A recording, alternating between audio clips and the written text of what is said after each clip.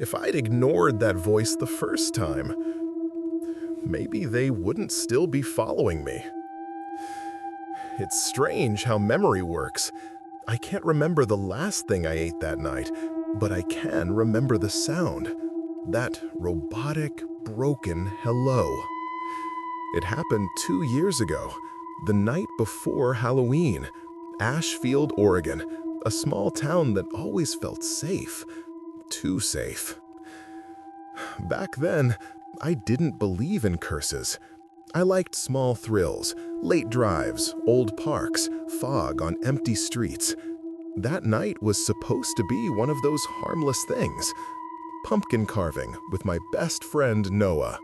We got to the park around 11:30 p.m. The lamps glowed soft yellow across the wet pavement. The smell of rain and fallen leaves. Everything felt normal. Then a black cat ran across the road. I laughed, but Noah didn't. He said, maybe that's a bad sign. I told him, it's just a cat. But he kept staring after it, like it had looked back. We parked under the pavilion. The air was cold enough to see our breath. We started carving, the sound of knives against pumpkin, the soft glow of the streetlight above. Then the wind stopped, completely. No rustling leaves, no crickets, just stillness. Noah whispered, "Do you hear that?" Pause. What? He tilted his head. Exactly. The lamps blinked once, twice, then steadied. For a second, I thought I saw something in the tree line, a shadow shifting, like someone turning away. We tried to keep carving, but I couldn't shake the feeling that the woods were listening. Then, right at midnight, the lights went out, pitch black. Not the kind of dark you see, the kind that touches you. Noah, I'm right here. His voice sounded far, too far. Then, from the woods, hello. Pause. 2 seconds. It wasn't human. It was wrong. Flat, metallic, like an old voicemail breaking apart. We froze. Then again, closer. Hello. I reached out, grabbed Noah's wrist. The lights flickered once, just long enough to see something standing between the trees. Tall, thin, still, facing us.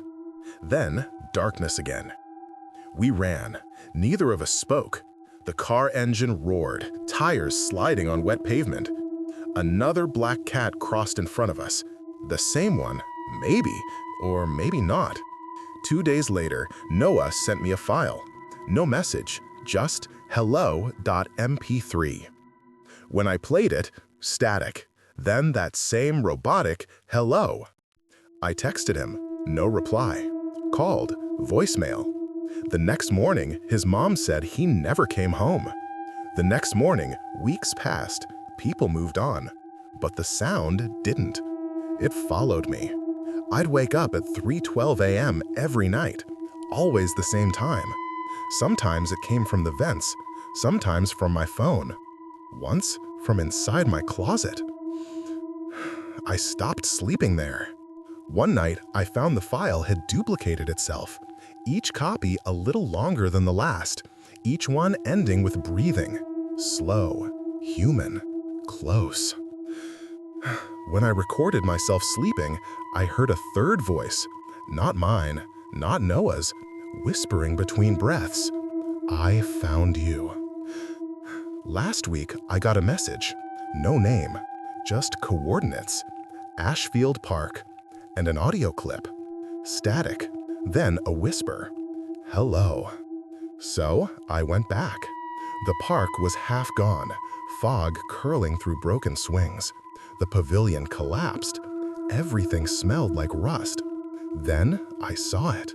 Our old pumpkin, still there, rotting but glowing faintly from inside.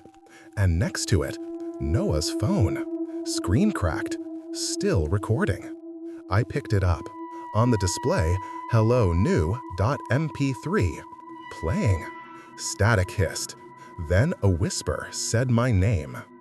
Sarah. If you're hearing this, maybe you think it's just another story. But check your phone. That file, hello_new.mp3, has a way of finding new listeners. And once you hear it, you can't stop hearing it. If I'd ignored that voice the first time, maybe they wouldn't still be following me. But now, maybe they're following you too. When I was little, summers felt endless. The backyard was my whole world. Grass, fireflies, laughter. Mom and Dad on the porch, sipping iced tea, their laughter echoing under a sky that never seemed to end. When I left for the city, that house felt frozen in time. But years later, I moved back. At first, it was quiet. Too quiet.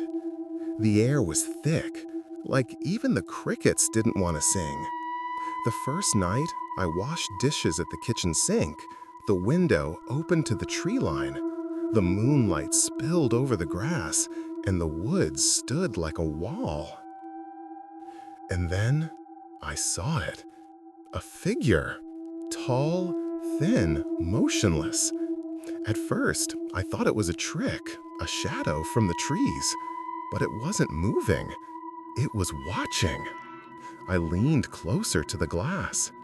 Nothing. No wind, no sound.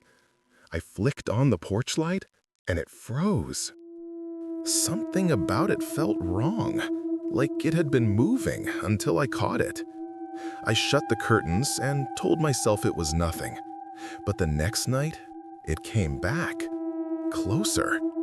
Now I could see how tall it was, how its edges blurred against the dark. When I turned on the lights, it stopped again, like a game I didn't agree to play. I called my neighbor the next day, trying to sound casual.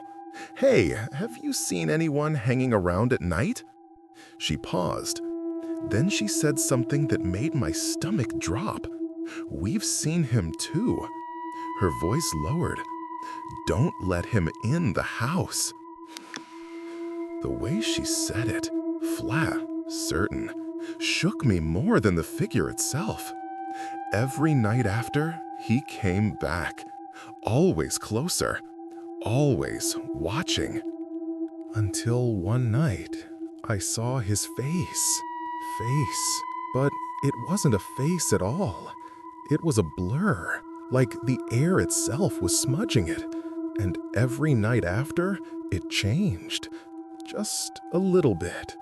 Eyes forming, mouth shifting, until I realized it was me, my own features staring back. Sound, light rain start. I stopped sleeping. I stopped looking outside. But some nights, I'd hear it, a soft tap on the window, like it was testing the glass. Sound, door creak. Last night, I looked again. It wasn't at the tree line. It wasn't halfway across the yard. It was at the door. Sound, glass tap, breathing. Hand pressed flat against the glass. My own face staring back at me, smiling. Soft whisper. I didn't open it. I couldn't. But when I woke up this morning, the smudge was still there. A palm print, perfectly aligned with mine. Sound, silence. I scrubbed the glass until my hands bled. But no matter what I do, I still see it. And at night, I hear breathing on the other side. Sound, heartbeat faster, plus static build. I think it's waiting, not to get in, but to switch places with me. Because when I look in the mirror now, the reflection sometimes blinks a second too late. And the handprint on the glass? It's warm. The end of the story? I still live here, And I know one night soon, it won't stop at the door.